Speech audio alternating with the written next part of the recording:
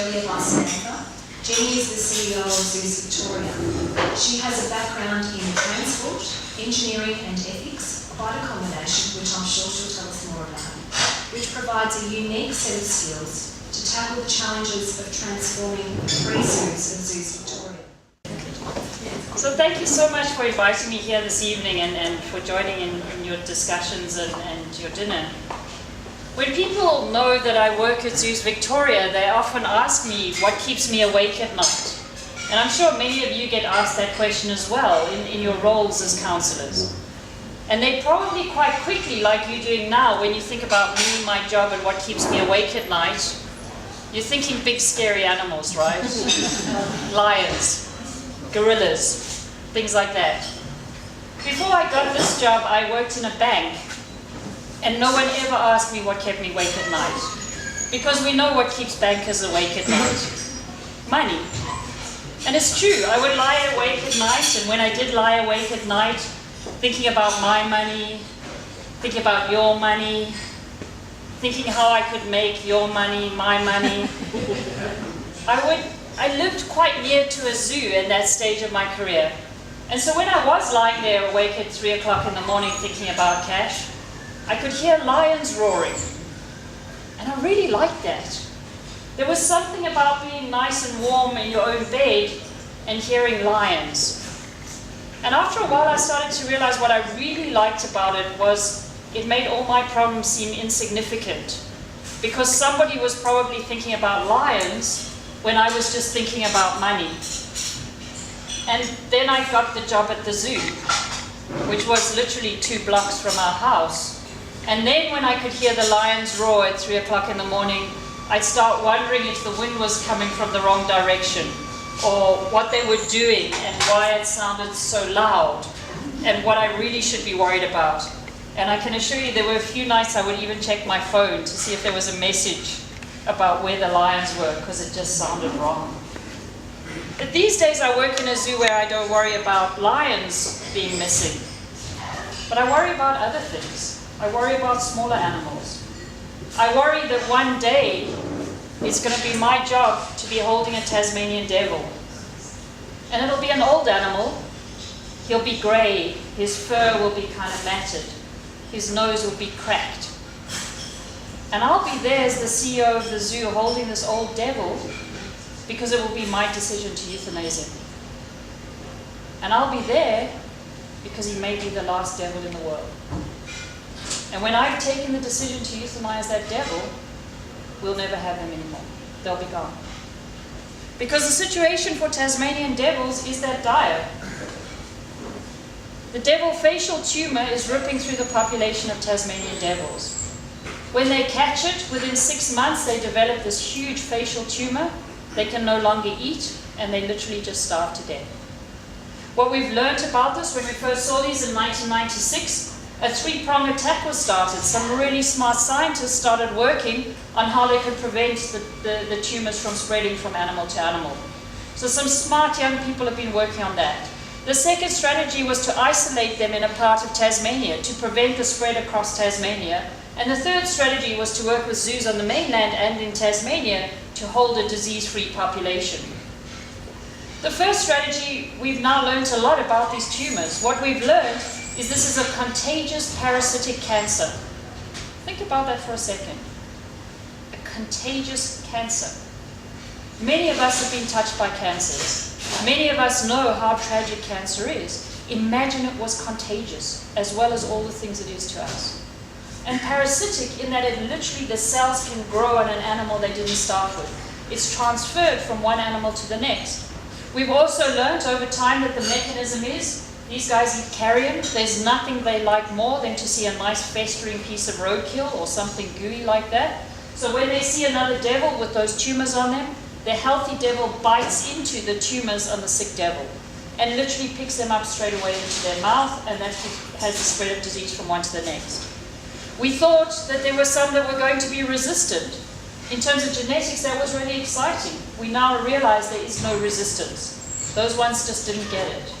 In the populations where we found them, the tumors, 90% of the animals will die. The other 10% are not immune, they were just lucky. They just didn't bump into an infected devil to pick up the cells. So we're now looking at a terrible situation. The first thing we would cure it. We haven't cured human cancer with all the resources we've put onto it. How are we going to cure a contagious parasitic cancer? The second strategy of containing it, we've lost that battle as well, because it has literally moved right across Tasmania. There are a couple of pockets in the country that it hasn't got to yet. So we're now down to protecting headlands, protecting promenades and islands to try and protect this population. So we now ended up, and last year I ended up going to a seminar by some young geneticists talking about the makeup of the disease and how it was progressing. And they said, but there is a light. The zoos are holding and breeding devils. And all the zoo people in the room got a kind of, oh no, it's all up to us. We're now in the forefront of this. And so we're committed as zoos around the country to hold up to 2,000 devils, to make sure that we get the genetics right and the behaviors right, so that we will be able to reintroduce devils in the awful condition that we actually lose them in the wild. And they're now projecting that as soon as 2025 we could lose all the devils in Tasmania. We would quarantine it for 10 years and we would then put them back. Suddenly we have a time frame on this and we have a scale of the commitment we've made to Tasmanian devils. We're now working with some incredible people to look at innovative ways. They've just done a release onto Maria Island. I'm very excited that of the devils we hold in Healesville, 6 of them went through some behavioral psychometric testing to check whether they would be good for release on Maria Island. Very excited to say 5 of the 6 passed. And really the test was a researcher went in with a piece of meat on a long stick, and any devil that came over and ate the meat failed. Most of ours growled and hid. Good behaviors. And so this is the challenge, because we don't just have to keep them alive, we have to keep them as devils, to keep them vicious and scared of people and all these other good things. But the devils are doing well. At Healesville Sanctuary we hold 80 devils, and at the end of a breeding season we can be up to 120 devils. During the devastating fires in 2009, we had fires within 2 kilometers of the sanctuary. The decision was taken to evacuate from Healesville Sanctuary all of our threatened species for the first time in 75 years. So whenever you think your job's hard, imagine for a second the guys whose job it was after 5 days of enormous temperatures in the middle of devil breeding season. They had to go and catch them all up, bring them down to Melbourne. We kept them here for 2 days. When the fire passed, we took them back up. Everyone was very worried that we would have lost the breeding season because of all that disruption. But within a few days, everyone was pregnant. Just proving that Melbourne is the most romantic city in the world. So if it was just devils, we wouldn't be too worried, because we know we're making some inroads with devils. But it's not just devils. And why we worry and what keeps me awake at night is that we've been involved in an extinction event not that long ago. Oh, wrong way.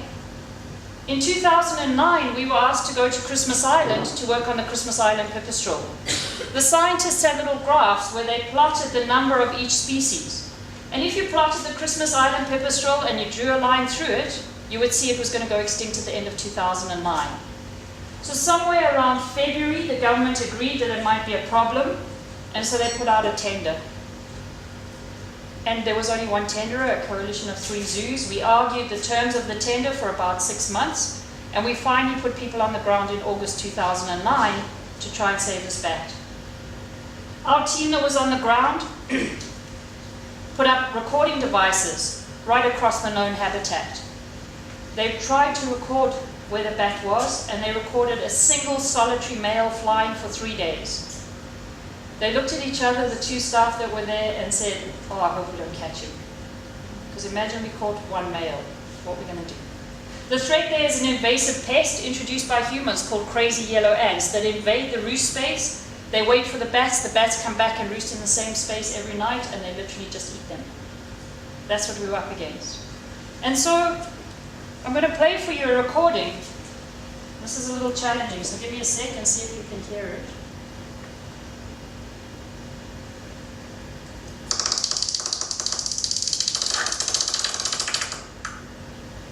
That's a recording we took on the 26th of August 2009 of the last Christmas Island pipistrelle flying on the last night it ever flew. You've just listened to an extinction event. because as you can imagine in the zoo we have our very own population of possums. And we are committed to looking after native animals, so it would be completely incongruous for us to have a war with our possums. We also have an animal welfare committee that I have to report to of any avoidable deaths that happen. And I think over the last 3 years, the most animals I've been in the committee talking about are urban possums. Because we've managed to kill them in our roofs, we've managed to kill them in the bins. They often will open the bins, get stuck inside, and then the rain comes down and they drown. There's all kinds of ways, cutting down trees, we've cut down possums. And each time we do this, we've made ourselves smarter about how we can avoid hurting them.